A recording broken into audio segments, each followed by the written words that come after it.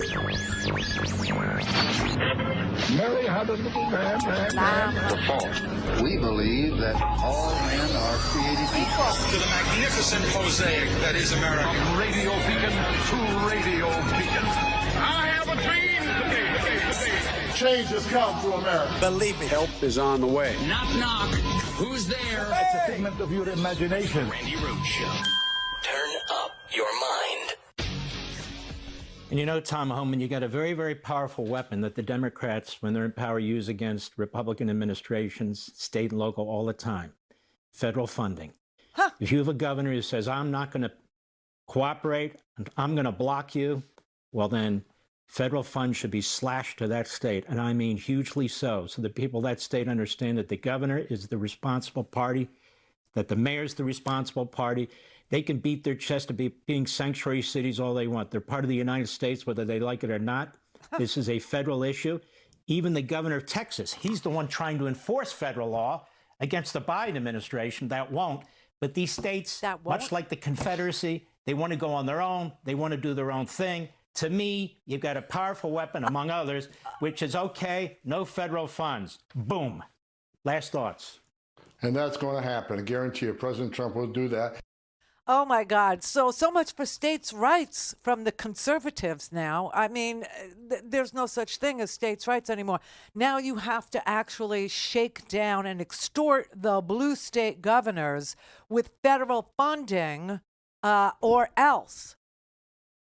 Because they're going to mass deport people in California. They're going to mass deport people in Pennsylvania. They're going to mass deport people in Colorado. And they don't give a rat's ass whether or not states have the right to not participate in a federal mass deportation. Well, here's the answer. States have every right to not participate in a federal mass deportation. The feds cannot ask the states to do a federal job. It's a federal job. Immigration is a federal issue. It's something the president does. Unfortunately or fortunately. But to extort blue states because they're going to say, I don't want to participate in this. You can't use our land. You can't use our transportation system. You can't use interstate commerce. Interstate commerce, that's a great example. Okay, so what's interstate commerce? What does that mean? You know, a bottle of ketchup?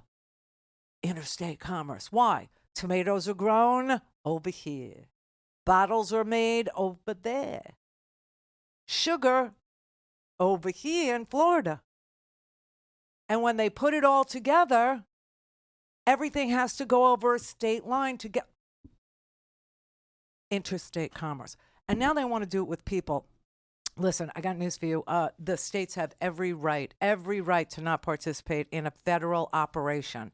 Every single right to do it. And you know what? The libertarian types are not thrilled with this. In fact, I know for a fact that Peter Thiel and Elon Musk, they're not interested in this issue at all as far as getting involved in it or making sure it happens. No, these are the haters. And the only thing that they know about this issue is that it does actually drive people to vote for the Republican Party over and over and over again. But otherwise, these are libertarian types. They don't want to see the military involved in governing. They don't want to see states' rights knocked away. You know, they don't want to see more feds. They want to see less feds. They're not interested in bigger government. They're interested in teeny tiny. In fact, they're interested in no government. Let's not. And, you know, this whole thing with Ayn Rand and Paul Ryan and this whole infatuation that they've had with Atlas Shrugged all these years.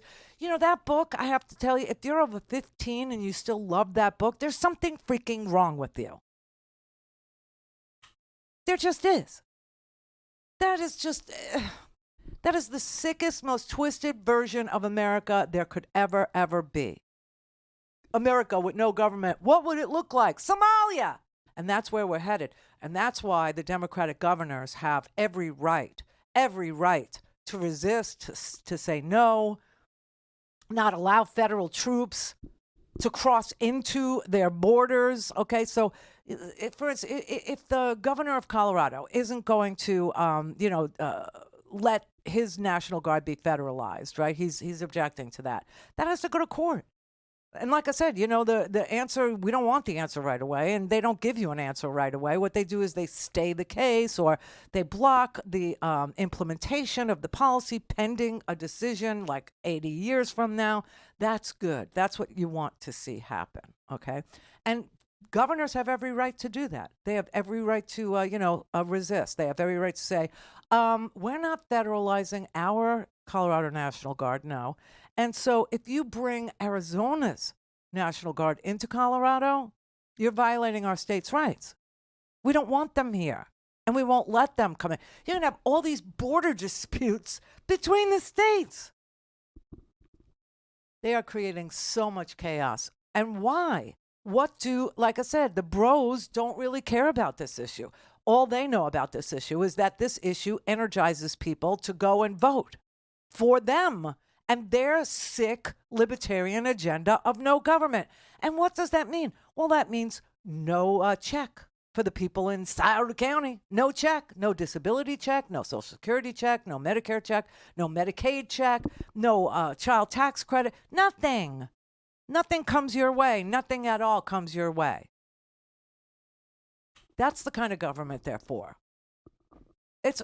And why? Because they want to throw this country into abject chaos so that we can't self-govern anymore, and therefore people won't do business with us. We're going to deport millions of people, according to them. The economy is going to crash, obviously. Supply chains will be broken yet again. And, there are people in this country who have green cards who are terrified that they will be scooped up in this. And, people with green cards do things like neuroscientist, software engineer, high-skilled brainiacs. A lot of them are currently students. A lot of them are currently working in the sciences. A lot of them are working in the software arena. A lot of them are working in the maintenance of the infrastructure of this country. A lot of them are doing quality control. Do you know what I'm saying? Like, you want to go after the green card holders. That's like the people who prove that they have skills that we need, but they're terrified too, because they're not citizens, and he's saying, I'm deporting everybody. And Elon's all about it only because if America's economy crashes, the dollar is worthless, and they want a world of crypto because they own it. And they're now in charge. Period. It's not that complex. Lawnmower Man. I never knew it would be so complex. But this is exact. And by the way, they're also going to defund schools. So there's a couple of things that happen along that line. Okay, so we explained to you last week that if they abolish the Department of Education, they're very busy abolishing things. So if they abolish the Department of Education, with it goes, the Department of Education doesn't control what's taught in your school, okay? That's local. That's your local school board, okay? That has nothing to do with the federal government. See, states' rights. So they want to abolish the Department of Education, whose only role is finance. They run the whole student loan, $1 trillion loan program. They do a lot of university grants. They do a lot of online education, make sure that there's gainful employment, that the actual online thing that you're paying $36,000 to go to is teaching you something usable in real life. That's kind of what the Board of Education does. Now, they also send 14% of your local school budget to your local school. If they get rid of the Department of Education, you're 14% down. 14% down.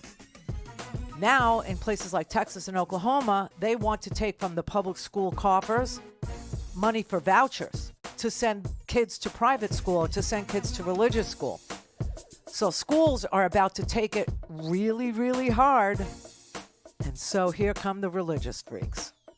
We'll pay you $60 a child for every child you enroll in biblical studies from K through 5. $60. Don't have time to listen to the live show? Want to hear more on your schedule? Go to RandiRhodes.com and buy a stinking podcast.